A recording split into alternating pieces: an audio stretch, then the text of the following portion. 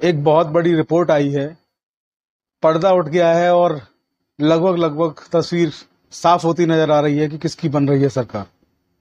जी हाँ, थंबनेल भी आपने देखा होगा, थंबनेल भी यही इशारा कर रहा है। आप लोग भी जानना चाहते होंगे कि आखिर मांजरा क्या है। वीडियो को शुरू करने से पहले देश के सीजीआई को मेरा प्रणाम, मेरा नमस्कार। जब से सीजीआई साहब ने कार्यभार संभाला है, एक आम आदमी के मन में न्याय के प्रति जो विश्वास, जो श्रद्धा जागी है, पुनर्जीवित उन्होंने किया है न्याय की आस को आम आदमी के मन में। इसके लिए निश्चित तौर पर बधाई के पात्र हैं। आप लोग देख रहे हैं कि ईडी जो है लगातार अपना काम किए जा रही है। आप लोग देख रहे हैं कि दिल्ली के मुख्यमंत्री जेल से सरकार चला रहे हैं, जेल में रह करके मुख्यमंत्री बने हुए हैं। आप लोग देख रहे हैं कि झारखंड के पूर्व मुख्यमंत्री हेमंत सोरेन को जेल जाना पड़ा, मुख्यमंत्री का पद छोड़ना पड़ा और उन्होंने ईडी अधिकारियों पर एफआईआर दर्ज करवाई, जिसको लेकर के ईडी अधिकारी भी घिरे हुए हैं। तमिलनाडु में भी ईडी अधिकारी के ऊपर हमला हुआ, पश्चिम बंगाल में ईडी अधिकारी गिरफ्तार भी हुए रिश्वत लेते हुए। आप लोगों ने ये भी देखा कि ईडी कितना अच्छा काम कर रही है और आप लोगों ने ये भी देखा कि ईडी कभी कभी कैसा काम कर देती है कि उसके ऊपर भी मुकदमा हो जाता है। इसके अलावा आप लोग देख रहे हैं कि लोकसभा के चुनाव जो हैं चल रहे हैं। 2 चरण का चुनाव हो चुका है, तीसरे चरण का चुनाव जो है वो होना बाकी है। उसके बाद 7 चरणों में कुल वोटिंग होनी है भारत की। उसके बाद भारत देश को एक नया प्रधानमंत्री मिलेगा। अब देखने वाली बात यह है कि मोदी जी रिपीट करते हैं या विपक्षी गठबंधन की सरकार बनती है और कोई नया प्रधानमंत्री का चेहरा आपको देखने को मिलता है। ये तो भविष्य ही बताएगा। सबसे बड़ा सवाल, सबसे बड़ा जो विश्लेषण है वो ये है कि 2 चरण के चुनाव हुए, चुनाव संपन्न हुए, चुनाव हो गए। इलेक्शन कमीशन ने उनका डाटा जो होता है वो शेयर नहीं किया।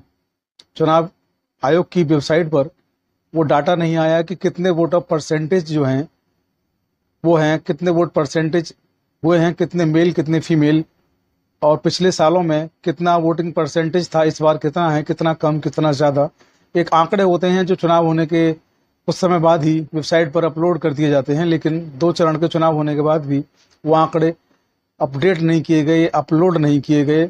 सोशल मीडिया से लेकर, अखबारों से लेकर, टीवी चैनल्स में भी आपने देखा डिबेट हुई, तमाम तरह से आरोप और प्रत्यारोप का दौर चला और ये कहा जाने लगा कि आंकड़े जो हैं वो नहीं आ रहे हैं, आंकड़े चुनाव आयोग ने अपलोड नहीं किए हैं। तो कहीं ना कहीं ये जो है सरकार की और चुनाव आयोग की मिलीजुली साजिश जो है उसको विपक्षी दलों ने कहा और कहा कि वो जो है चुनाव परसेंटेज को बढ़ा करके चुनाव को इस तरीके से जीतना चाहते हैं।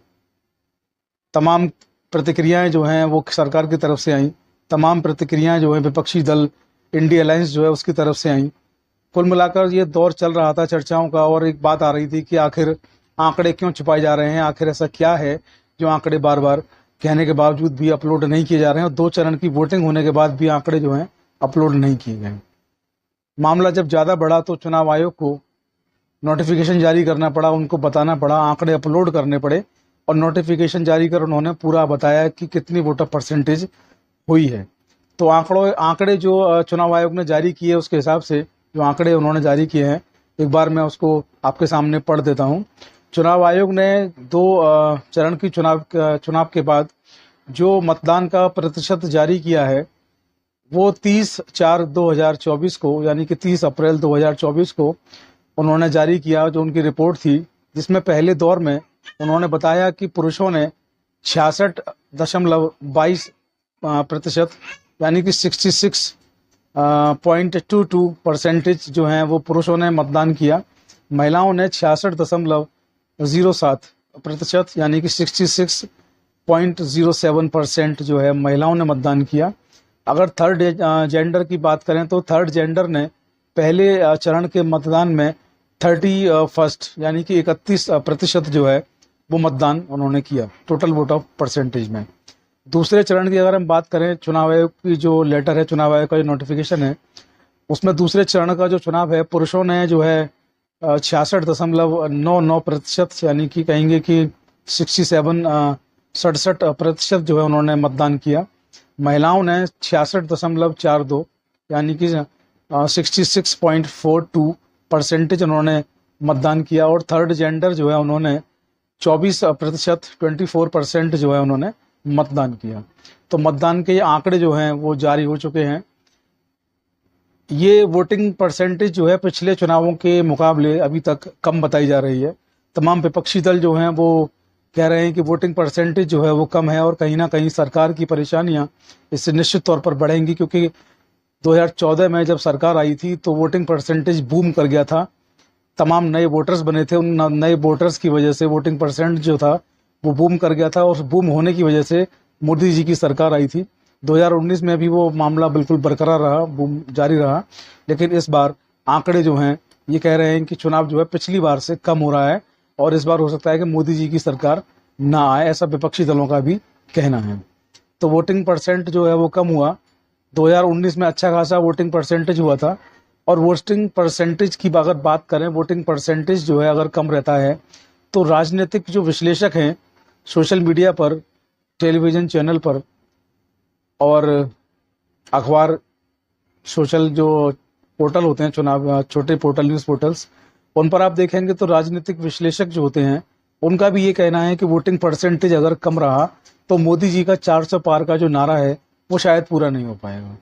क्योंकि 400 पार मोदी सरकार जो उन्होंने नारा दिया मोदी जी ने कि अब की बार 400 पार, अगर 400 सीट जो है वो कम रहती हैं, 400 सीट आने की संभावना जो है कम वोटिंग परसेंटेज पर बिल्कुल कहते हैं कि वो समाप्त हो जाती है कि 400 पार तो वो नहीं जा सकते, क्योंकि वोटिंग परसेंटेज अगर डाउन हो रहा है तो ये माना जाएगा कि भाजपा का वोटिंग परसेंटेज डाउन हो रहा है।